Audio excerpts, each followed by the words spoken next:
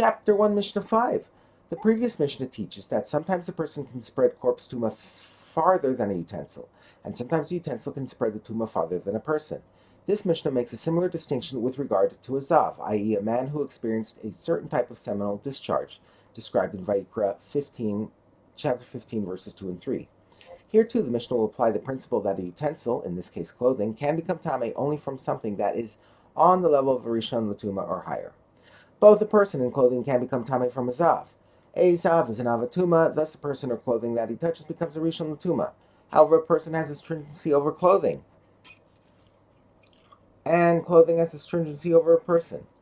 The Mishnah describes how the law of a person is more stringent than that of clothing. A person has a stringency over clothing, in that a person who touches the zav can make clothing tameh if he touches the clothing while he is touching the zav, while clothing that touches the zav does not make other clothing tameh. Clothing that touches the zav is a rishon and cannot make other clothing tameh, even if it touches the second clothing while the first clothing is still touching the zav. The Mishnah describes how clothing has a stringency over a person.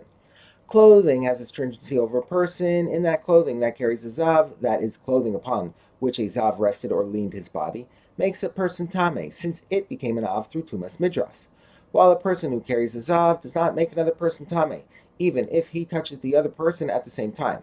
Since tumas midras applies only to utensils and not to people, the person carrying the zav is only a rishon. Thus he cannot make another person tameh.